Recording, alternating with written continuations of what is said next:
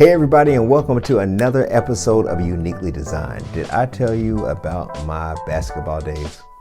I know that it's hard for you to believe that I played basketball because I played so little that I vaguely remember it. I promise you, actually, when I was young, I played so well on my basketball team that they allowed me to get in the last few seconds of the last quarter of the game.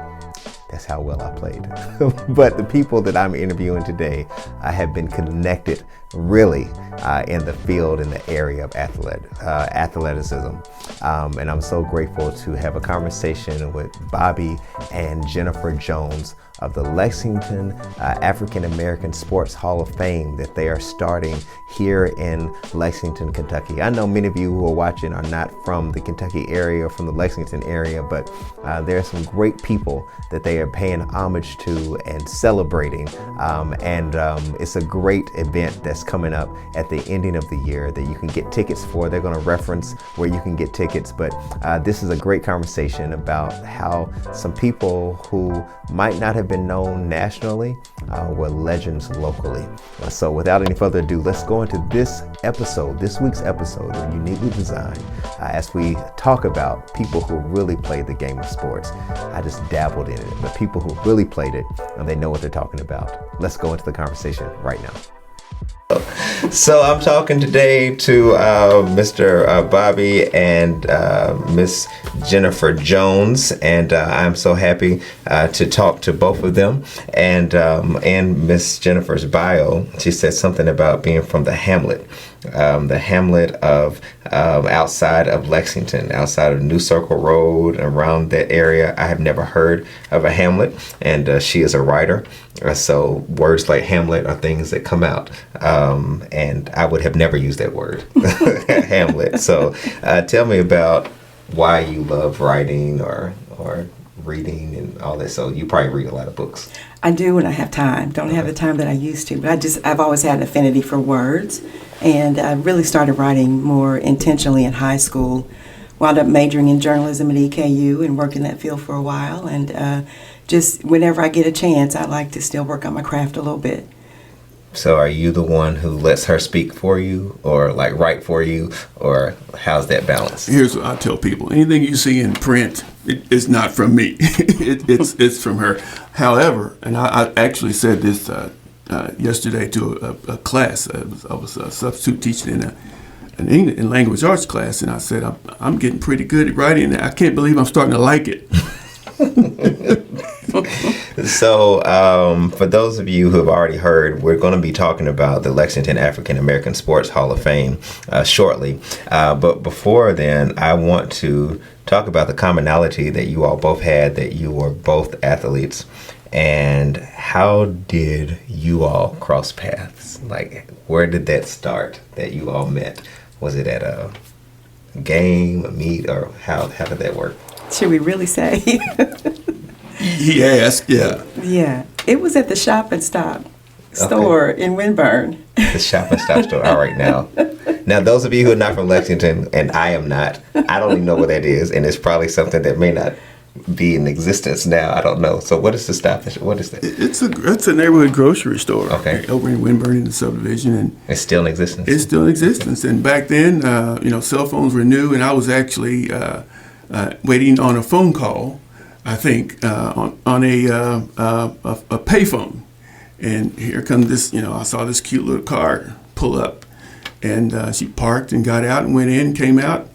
And when she left, she glanced back over her shoulder. And I did something I'd never done in my entire life, and that's the motion with my finger for her to come back. And she did. Never done that before in my life. And 2 years to the day, we got married. Really? Yeah, 2 years to the day we got married. So what made you do a motion of the finger? Just she was cute. Oh, she was cute, first of all, and then she was driving a cute car. And then what car were you driving? It was a Nissan Pulsar. Okay. Back in the day. Yeah. Little two-seater. Okay.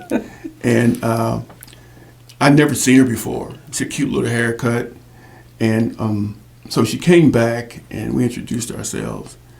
And, well, one of the other reasons I kind of motioned was I saw her license tag, which indicated she was not from Lexington. She's a little country girl. And so I'm thinking, she don't know nothing.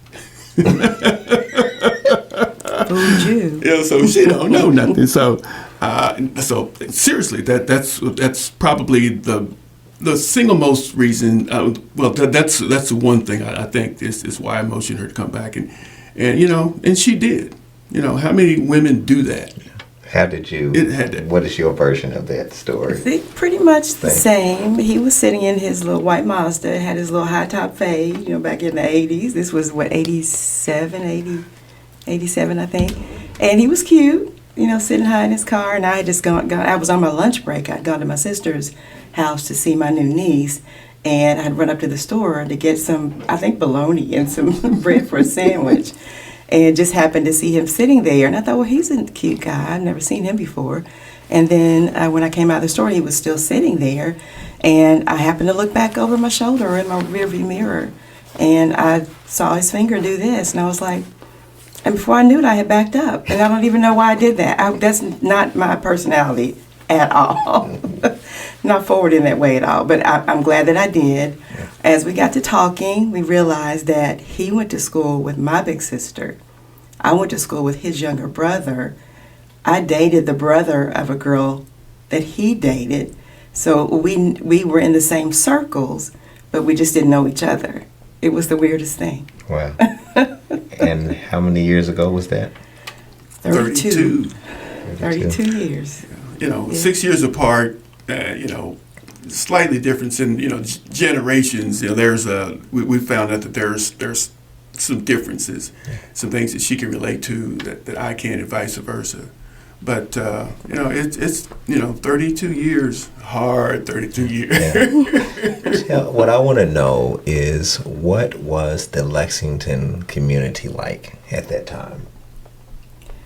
And being that you were not, you were outside in a hamlet of Lexington. Well, how close? It's just it's a mile past the airport. Okay, just a mile, okay. Mm-hmm. Yeah. So it's Fort Springs, not very far. Yeah, I know what that is. So what was the climate like, whether that, be the black community or just all of that, the racial tension, any of that? What was that like in that era?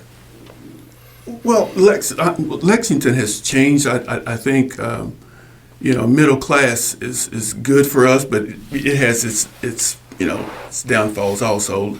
We're all spread out now. Before Lexington, the African Americans, we were concentrated in the north end and south end, east and west.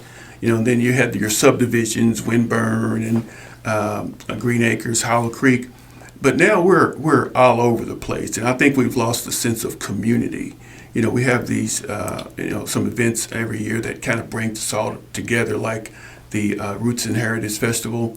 But we're spread out now, and I've seen a change. It seems like the support that we used to have for one another is lacking, and I think that's because we are spread out now. Lexington, we're everywhere. We're in the subdivisions that we used to not be able to live in, and there are new subdivisions that are Lexington has grown. And so we're everywhere now, but I think that we have lost the sense of community and to some degree, our identity. In terms of racial tension, has Lexington had to deal with that? From my perspective, not then, more so now. And I think we all probably know why, but I think that, we're woke now. When you said that, and what I heard was, the more we evolved, the more separated we became. That's what I got from that. How do you feel that evolving was intentional? Of course, we all want better or try to evolve, grow, whether it be education or whatever. Do you think that there was a sense of, once I have evolved, I leave and forget? I don't think that was intentional. I think that was a byproduct of trying to do better, and better for your family and better for your community. But oftentimes we didn't go back and go to church in the same neighborhood or visit family in the same neighborhood. We sort of ventured out, not just physically, but I think emotionally and mentally we ventured out as well. We sort of left ourselves in a sense.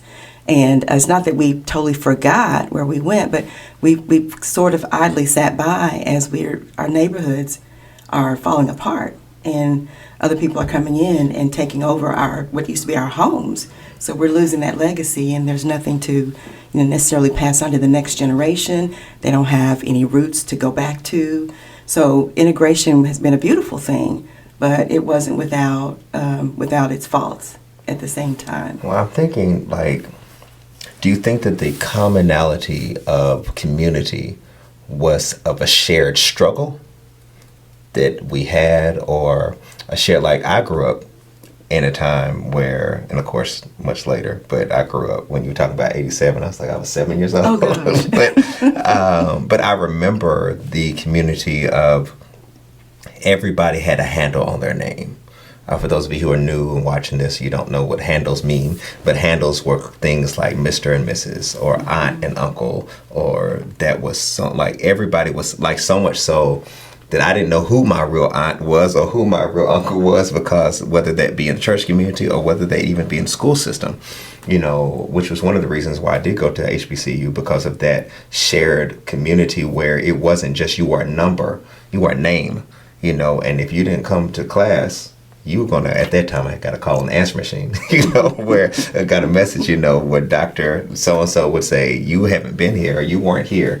I expect to see you in my office by 3, and that was where I don't know if that, and I believe to a degree some of it still exists, but do you believe that commonality and that coming together was not just a sense of struggle? I don't want to say all of it was struggle, but was it just more of we lived in the same communities, we grew up together? What do you think were the things that brought us together then that seem to separate us now? Then we knew each other. We knew each other's names. You could live on one end of town and you knew the blacks that lived on the other side of town. We just knew each other because we all, I think, congregated in the same places, i.e. church, it may be basketball games, social events. Not anymore.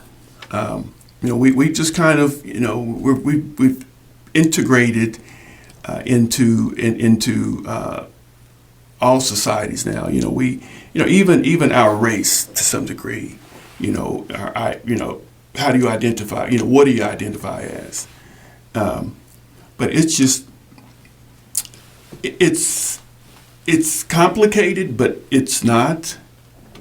And I'll be honest with you, I've not quite yet figured it all out. I'm 65, and I've seen a lot. Somebody that's 90 may say you haven't seen anything. You're still a youngster. But it's just times are the dynamics. It's it's a complicated situation right now, I think, and I haven't yet figured it out. I just haven't. Well, you both mentioned church, and I went to New Vine Baptist Church. Born and raised, lifelong member, and back in the day, we visited other churches, and being out in the country, that's how I got to know other people. I didn't live in the same neighborhood as the kids I went to school with, so I didn't always get invited to sleepovers, and I didn't get to go to the dance or go skating because we were so far out.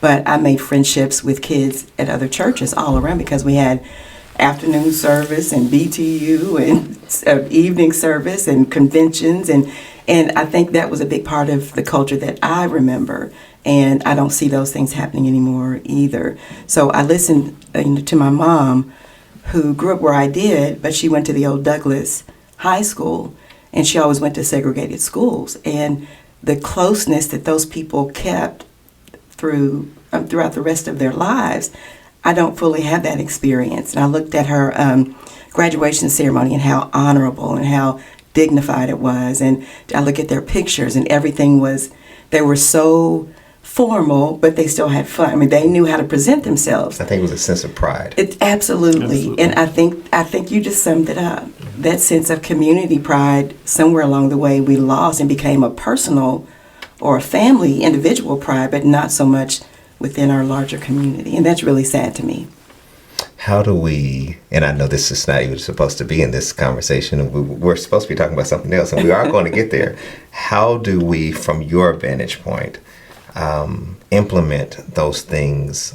Because there's a time that you can't really say anything to people's children anymore, you know. I've been snatched by many people's parents, you know, and then that parent would go to my parent and tell them what they did. But now you can't, you know, and then there's a sensitivity that people have now that you can't, you know, you have to explain what you mean by that. You know, how do you feel we can start to take pride in ourselves as a community again? If that is if it's possible.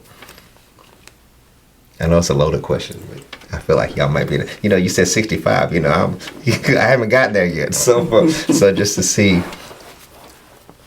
That's a hard question to answer. And if you know, if there was an answer, we'd probably know what it is. Mm-hmm. We have just, I think that through the loss of community, first there was a loss of it's all about me now. You know, everything is about me, myself, and I mean, on turbocharged. And so I think that's affecting. I think that may be at the root of you know what's going on. Like I said, it is complicated. I don't know. Honestly, I can't answer your question. I'm just going to be honest. That's a hard question. And it is. I just wanted to see if you all had any, question, you know, because I remember a story of a guy who said that he had he's taken his grandchild out to the bank, and he put a stick in the bank. He said, "Why you put a stick there?" He said, "We'll come back next year and look." So when they came back next year, he said, "Where's that stick that we had last year?" And the stick was all the way out there in the water. And he said, "If I didn't put this stick here, you wouldn't have been able to see how much has eroded and how far we've come." And I think sometimes we don't know how to get back to the community because a lot of us didn't put markers there to be able to say how we established community in the first place, or where it came from, and why Big Mama was important, or why, you know, not being on a gaming and having a conversation with your family while we ate together and all this stuff was important, you know. So I believe that those shared values, you know, we have a commonality, you know, the shared value of brotherhood as far as being members of the greatest fraternity ever, the Alpha Phi Alpha Fraternity Incorporated. Those of you who are not, I'm so sorry that you didn't make that decision in your life. Word. You know, some people make mistakes and it's okay. You have to live with it.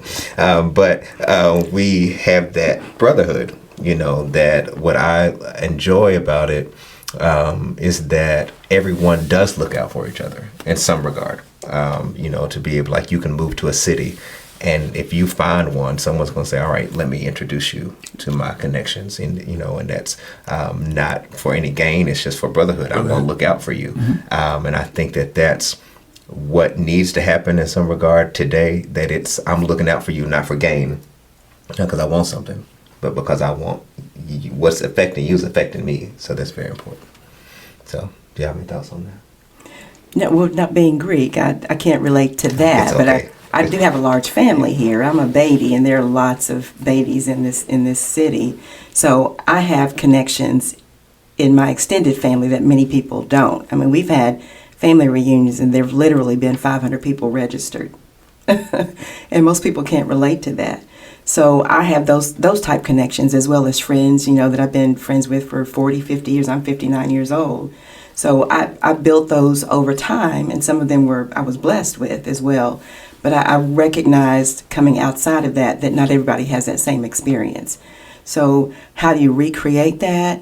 Well, we're hoping with what we're doing that we can rebuild community. And we want this to be like a reunion for people that maybe you live right here in Lexington, but you haven't seen them since you graduated high school. Yeah. Or, you know, you don't go to the same church anymore. You grew apart in whatever way. Or maybe you're coming back to Lexington, or you moved away. So community is very important to us. We both come from close-knit families, and we feel for people that don't have that experience. So maybe subliminally we're trying to recreate that sense of community and didn't realize it till just now. Well, and that's why I asked. I wanted to, anyone who does something, there's always some underlying foundation for why. And that's what I was trying to get at the whole time. For those of you who were like, was he going to talk about sports? Yes. But there's a reason why people get to the court. That's why people get to, come together. It was about community. So how did you all connect through sports? I know y'all connected, she had a cute car, cute hair, and you had a finger. I know that, but through being athletic, how did that combine? Well, I think that having that commonality made us both more interesting to each other. Shortly after we met, I recall. I think going to a basketball game that she played in, and vice versa. She said, "I think I know who you are," and so sports is and we still sit and watch sports together to this day. But Jennifer played basketball, and I think she ran track, which was what I did in high school and college, and having a conversation where we both understand. The lingo, I think has helped us grow even more so as a couple. We to this day, I think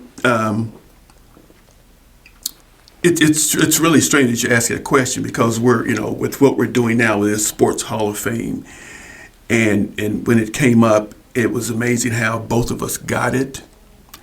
And if you actually, participated in sports at a higher level in particular, you get what we're doing and why there's a need for it. And so Jennifer, she is, the idea came, I thought of it, and then Jennifer got it immediately. But Jennifer's the one that's taken it to the next level. She basically does it day to day. I come up with the ideas for some. I have this creative nature about myself, and I'll throw it out. I'll throw it at Jennifer, and she'll say, "That's great." And the next thing you know, we're doing it. But this Hall of Fame is the result of I think some creativity and some thinking, and I think it's an idea, a vision, that when it becomes reality, I think Lexington is really going to be proud, and they're going to feel like they own this. We've been asked, why don't you make it, the Central Kentucky Sports Hall of Fame or the State Hall of Fame? It's like, and we throw it at some of our members, and we should not have, because they were irate with, why do you want to do that? This is ours. We're tired. We want something that belongs to us. So this is the Lexington African American Sports Hall of Fame, and I told our members that I want this to belong to Lexington and not Jennifer or myself. But there's going to be a younger generation that's going to take this over and hopefully take it to the next level. So when we think of the Hall of Fame, and I think of any Hall of Fame, not just Lexington Hall of Fame, you're reaching and grabbing people who have made notable achievements that sometimes people have forgotten about, or sometimes were never recognized. So do you feel that the people that you're going to be recognizing and honoring are people who were either not recognized, forgotten about, or just it was time for them to receive their just due? I think it's a combination. For this first class, we had to be obvious. It had to be the no-brainers, the iconic people, whether they were celebrated or not. We had never celebrated them, and I'm not sure they were ever. We talking about as a city, as well, as an African American community. As far as I know, they weren't fully celebrated the way they should have compared to their accolades and what they achieved. So there was something in us that wanted to make that right, and just knowing that there were people that did great things, here and beyond, and were never really celebrated. So we want to start with the icons and the no-brainers, but eventually, we want to recognize people that were, the great team mom for 40 years in the Little League, and she was always there, and she did everything she could to support, the team, whatever team was coming through. So it's the unsung people that have contributed not just athletically, but supporting its officials, its coaches, it's anyone who's had a direct impact. And for the most part, they're impacting the youth of our city. That's what it comes down to. Yeah. The things that they did contributed to the youth and propelling them forward, or it brought joy to people that went to see them on Friday nights. It was an event. And sadly, we go to games now and it's all adults there. There are very few kids that go, and it's like, where's the school spirit? Where's the pep rally? And we don't see that anymore, where kids go and support each other, where that's all we knew. So we're hoping to, use that as community as well, and bring back the importance of supporting what our kids are doing in whatever form you can. So we want to recognize the people that did the minute little things, to make someone else successful and propel them forward. How hard was it to come up with the names of the people that you all decided to? Well, some of the names, it depends on who you ask. We've got some folks in the organization as young as 40s, I guess, 30s, all the way up to 70, 75. And so it depends on who you ask. And so, for example, if we're in a meeting and we start throwing out names, and let's say the 75-year-old throws a name out, and we all look at him, it's like, who's that? We've never heard that person, and vice versa. And then, of course, there are a lot of people that names that I came up with, because my experience spans from the 70s all the way up to the 90s, I guess. And then I'm going to be honest. When you talk about the people whom we are trying to highlight, it kind of fell off in the mid-'80s. What we've been told is that those sports stars, they're just not out there anymore. The guys or girls that pack the gyms on Friday nights, they're not there anymore. We keep hearing that, and it's obvious, because, like Jennifer said, when you go to the games, it's like it's all parents there. There are no kids. There's no band. There's no pep rally. I don't even think there's any step teams anymore, I believe. I haven't seen a step team either. So it's just we hope that what we're doing will identify people from a large spectrum, from the early 50s all the way up to the 80s and 90s, and there are a lot of them. Yeah. There are a lot of them, and I'm going to say this right now: we want you folks to be patient, because we can't induct all 300 people in one sitting. Yeah, okay. And I want to ask you, how do you balance that? Because there's what is interesting to me, what I have learned, is that when someone has an idea or found something, start something, begin something, first of all, there goes the appreciation that you did it, because no one else did it. And then there's the frustration of, why didn't you do it this way, or why didn't you include that, or whatever. So that's really good, and that comes from somebody who does that, because people are like, well, why didn't you include that? And you want to respond, well, why didn't you do it before me?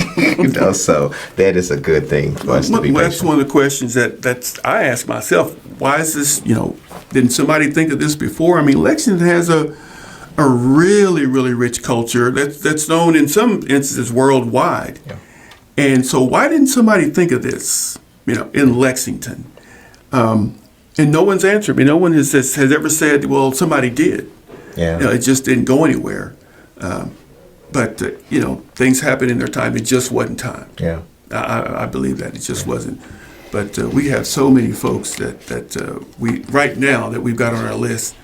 It'd be great if we could induct them all at the same time. It's going to take probably 20 years plus to reward and celebrate many of these folks that deserve it. Like Jennifer said, it's just not athletes. It could be your coach, or your nowadays these athletic trainers that we didn't have back in the day, and masseuse. It means we get to dress up. Definitely. Your black tie all the way, red carpet. These people deserve the very best that we can give them. Yeah. And that's what we're trying to do. Bobby often says we want to mimic the Oscars, the Emmys, the Grammys, the BET Awards, the NAACP, all of that. We want it to be just first class all the way. So can you, if possible, talk about any of the people that would be inducted or the people that you've selected this year? We had more than 200 people nominated. Wow. Some from the public online, and then some from within our founding team members as well.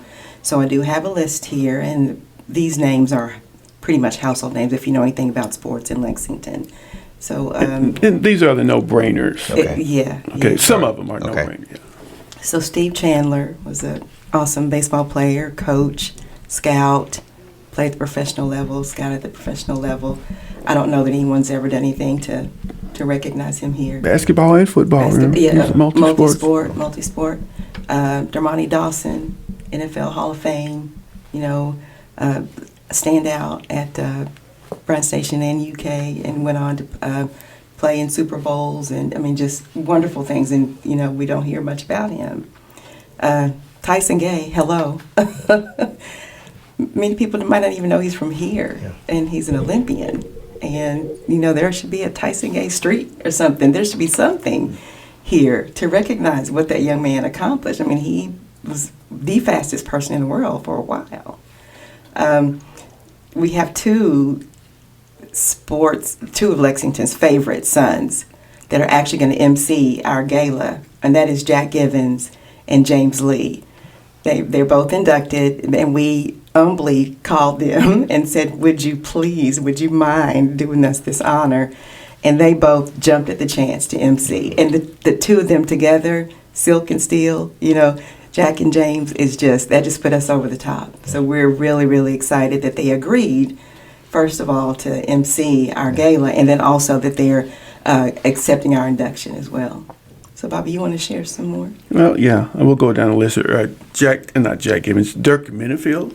I think if you're from Lexington, you're familiar with high school basketball, University of Kentucky basketball, Dirk Minifield. And then, of course, the legendary Bobby Washington, Coach Bobby Washington from Bryan Station High School and Cleveland Cavaliers, I believe. Richard Green, the iconic Richard Green, having not only played football and I think basketball and probably a lot of other sports, but also changed a lot of people's lives through teaching. Everybody knows that Richard Green was a phenomenal math instructor, tennis coach, etc. So Tanya Fogel is a folk hero. Tanya is a University of Kentucky basketball player. I have to interject right there, because when I was a sophomore at Lafayette, Tanya was a senior. Mm-hmm. I was a rail. I mean, I'm like this big. Tanya's a tough girl. Tanya used to wear me out. She used to dust me all over the court. But she took me under her wing, and I learned a lot from watching her and watching her aggression on the court, but her heart for her teammates and what she's doing today with voting rights and things, and how she's just totally turned everything around. I just admire her so much. Yeah. And Tanya probably being one of the first African-American females to play basketball at the University of Kentucky. Yes. Not the first, but one of the first. And then, of course, there's Smithtown's John Shelby. John Shelby's accolades are, we'll start at the World Series maybe, LA Dodgers. But John Shelby and I used to play together up at the local YMCA on 2nd Street. Mark Logan, NFL football player, Bryan Station, University of Kentucky, great. And then the youngest of the group probably is Shelvin Mack. Shelvin Mack from Bryan Station High School, of course, went on to play college basketball, I think at Butler, and then on to the NBA. And then I'm going to let Jennifer finish up with the final three here. Okay. Michael Scooby-Doo Scares, played at Henry Clay, I believe, and went on to star at Purdue and played in the pros for a while. I actually had the privilege of teaching one of his sons at my old school.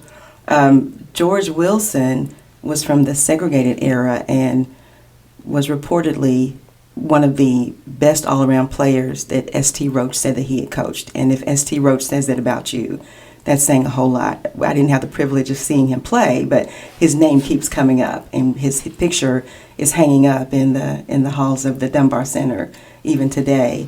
And then John Will Brown, who is deceased, but what is it that he didn't do? I mean, he was, I think, a standout baseball player, probably all sports, but he coached forever. He was park director and league director, touched so many children's lives in so many ways. Just multi-sport athlete. Referee. Yeah, I remember. I mean, I don't know what it is that he didn't do. I was a little girl, and I lived out in Fort Springs, but I remember him coming to the park in Little Georgetown, that's another hamlet not far from Fort Springs. And I don't know his age, but I remember him coming and setting up park games and doing little leagues for us there when I was probably 6 or 8 years old. So for that stretch of time, just to be contributing still to sports was just phenomenal. And he even has a street named after him. He does, yeah. In Douglas Park. And then, of course, we're going to go on to the coaches. We not only ain't going to induct athletes, but some coaches also. And I just spoke with one last night via Zoom. She happened to be at a concert. And so we surprised her. Her sister helped us set it up, and that Donna Robinson Wilson. Donna was a cheerleader, and then she became a teacher and a cheerleading coach at Henry Clay High School and became legendary.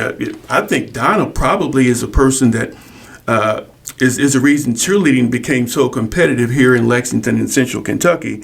But Donna Robinson, her accolades, I promise you, most people don't know how extensive they are, but you're going to find out. And so Donna was the first female that we actually called and surprised her with her induction, and she accepted. And then there is, of course, the legendary Charlie Gibbons. Charlie Gibbons is deceased recently, and Charlie Gibbons is probably responsible for not only responsible for kids getting into school and keeping kids off the street, but probably saving a few lives at the same time. He became, I've heard a lot of kids, refer to him as their dad, or that, they talk about the impact that he made on their lives. But Charlie is, it's unfortunate that he's passed, because he was one of the first people that we were going to talk about inducting, because what he had done here in Lexington. And then we have Brenda Hughes. Brenda Hughes, a lot of people may or may not remember, Brenda Hughes was a basketball official. And figure this, a black woman with the black and white running up and down the courts during a men's basketball game, calling fouls. Imagine that, way back then. And so I don't remember that. I don't remember any black females back in the day except her. She's the only one that I can remember officiating games. Jennifer, you can finish up with the contributors if you don't mind. Okay, we have the legendary Herb Washington, who started the Dirt Bowl, which drew national attention. They were featured in Sports Illustrated magazine. His son is still carrying on his legacy, working with kids even today, but he also saved a lot of lives and gave people a reason to come to Douglas Park and revive the park, and just brought so much joy to our community and gave us something to do for Super Sunday and all those things. Just made an incredible impact. And it was something he saw a need and filled that need. It was like, how'd you think of that? What made you come up with this idea for having a summer league that no one had done before in Lexington? But it just really took off. And I think there's still some form of it going on today. And then Jackie French. We saw Jackie just recently over at the Dunbar Center. I think she lives there. It's hard to get a hold of her and try to track her down to even talk with her, because she lives her word. And she has impacted kids through Parks and Recreation for, I would say, her entire adult life, and she's still doing that. And again, I don't know that anybody's ever just said, thank you. Thank you for what you're doing. Y'all have named so many people that have impacted, of course, the community of Lexington. What do you believe this place or this spot, a platform of celebration of their life, will mean for them and mean for our community to celebrate them? I think the fact that we are, as a community, as an African American community, we're the ones that are going to celebrate them and recognize them. We've been in this mindset of waiting or getting permission to do this, or waiting for somebody else to recognize us, versus us doing it ourselves. I think, I don't know why, but I think we're lacking in celebrating people who look like us for various reasons. We could have a round table discussion. It probably you'd come up with 100 reasons, but the fact is that the African American community is recognizing people who look like them. I think that's the most important thing. I think they will really appreciate the fact that Black people are doing this for them. Yes. And it's actually been said when I ran this across somebody who was much older. He said, "I can't believe that you are doing this for us," and that just said to me, we're doing the right thing. Yeah. What we're doing, it feels good. There's absolutely nothing you can say bad about what we're doing, except maybe forgetting some names here or there. But what we're doing, it sounds good, and it feels good, and it's the right thing to do. And I'm convinced, and it's hard. What we've been doing is extremely difficult. There are a lot of people involved in it. It has taken its toll on me and Jennifer, but it's going to be well worth it. I know that there are different ways, I believe, that people can support financially, other than buying a ticket. Of course, you want to buy the ticket to go to the gala, but even before then, I know that there's a scholarship that is going to be, some scholarships going to be given out, so people can donate to that. Yes, we actually have a GoFundMe campaign that's ongoing, but on our website there is a way to donate as well. We take anything by mail even, but what we're doing as far as scholarships are concerned is our give back. And we both have had children that go through college on scholarships or partial scholarships. We've known of other families that have been in that same situation, and there's such a thing as it's called food scarcity or food. I can't remember what it's called, but there are a lot of kids who are in college situations and they're hungry. And there are food banks on college campuses for kids that don't have the support from home or whatever. So, and there are a lot of kids that get partial sports scholarships to a college or university, but their family has to fund the rest of that. And sometimes kids aren't even able to go if their family can't fund the rest of it. So we aim to give supplemental scholarships to kids who've already earned a partial scholarship, signed a letter of intent, but could just use some extra help to support their incidentals, their books, their a meal plan, whatever it is they need.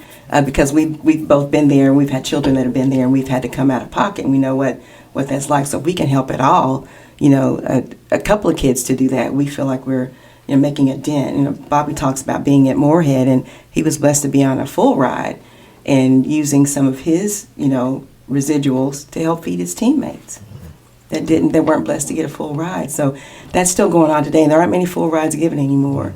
Most of it is partial, particularly for some of the minor, quote unquote, minor sports.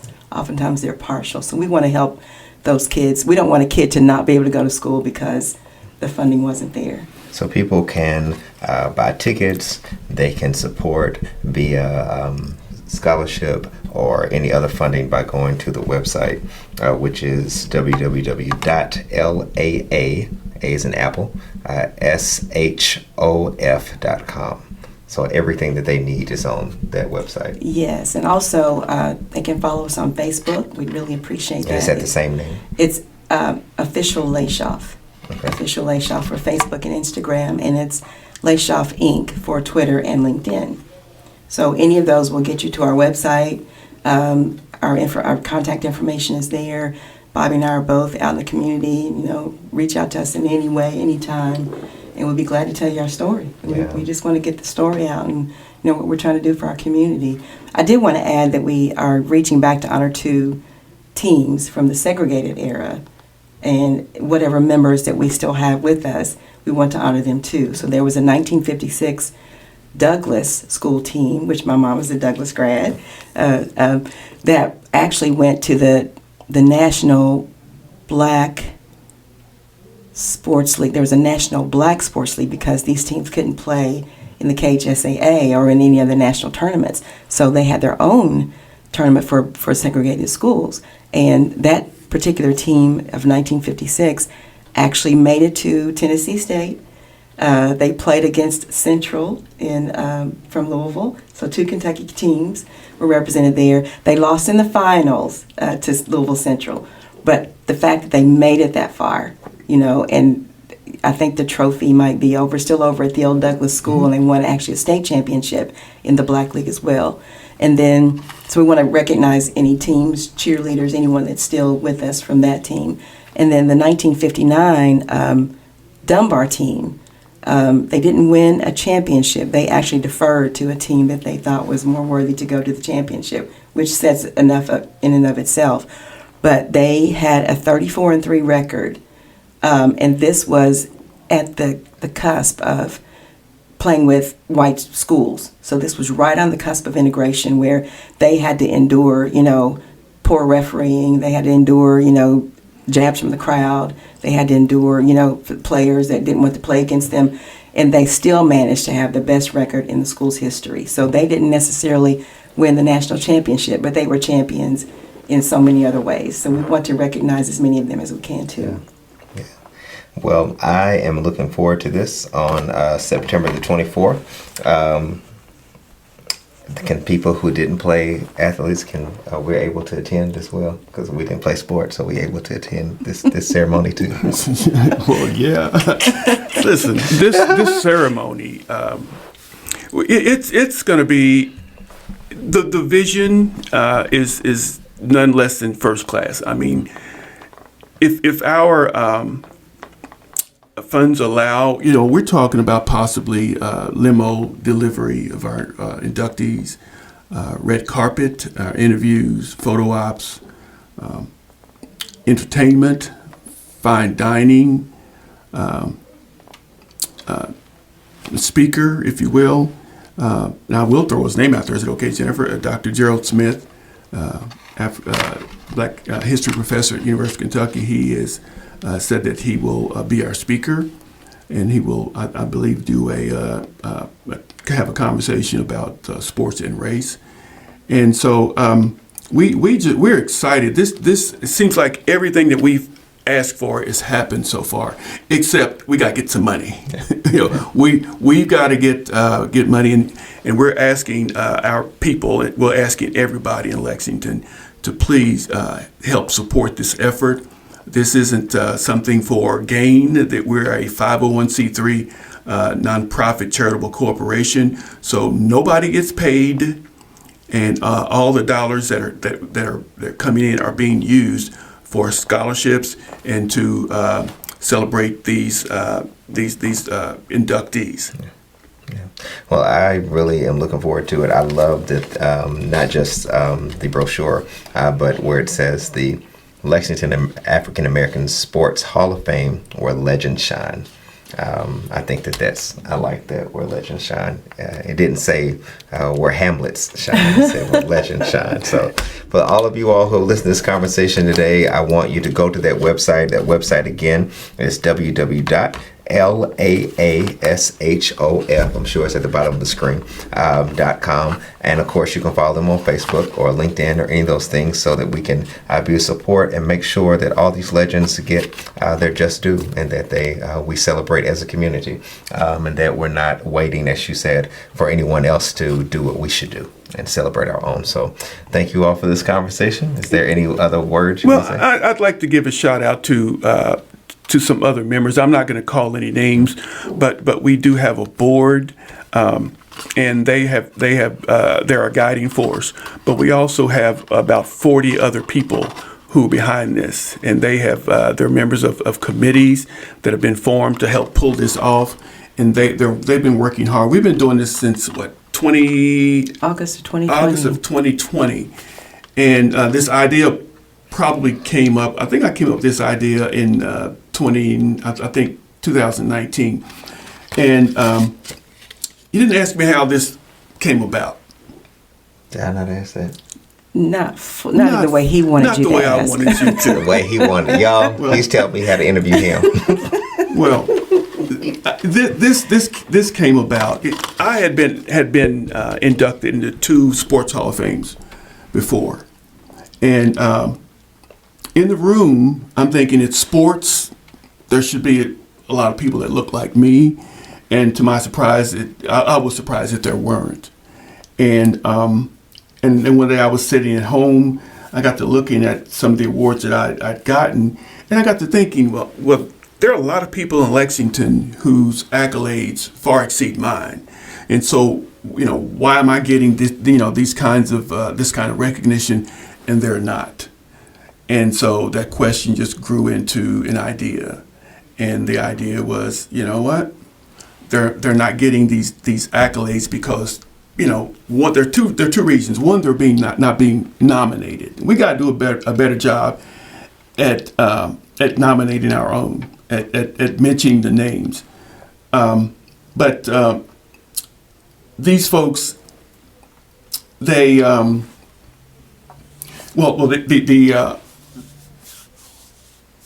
the origin of this is twofold. One, it's that, of course, I said I was sitting at home and I saw the awards that I'd gotten, and I'm thinking I wasn't worthy as worthy as these other folks. So why aren't they getting theirs? And I'm thinking, well, stop asking a question and just do it. So that's what we're doing. We're going to give them theirs, the Lexington African American Sports Hall of Fame. And thank you to all of our board members and our committee members to help this vision come to reality. Yeah, we're grateful. Yeah, I'm. I think that what speaks out of both of you is, which is not always common in people, but is the ability to recognize greatness in others. So that is to be noted, that most people who oftentimes are the ones in the room who deserve the most praise are usually the ones who are giving it to other people, So I believe this is what this is doing. It's giving it to people who, you feel needed, but there had to be someone who started it, someone. So I appreciate you for doing this, even though none of my accomplishments were recognized at this particular one. So I'll give you all time to do that again. I didn't play sports, so I would not be recognized. I sing the national anthem. That's about it. So, but thank you all. Thank you all for tuning in to this conversation. Get your tickets. Find a way to support, and send them a message if you have some people or some suggestions, or you want to help in any way. I'm sure, as they said, they started this, but they want to make sure it continues. So if you find a way that you want to help and continue this, please go to their website or go to Facebook, and they'll love to hear from you. Most importantly, they will love to hear the money that you have. That speaks louder than your words. All right. Have a great day. I'll see y'all soon.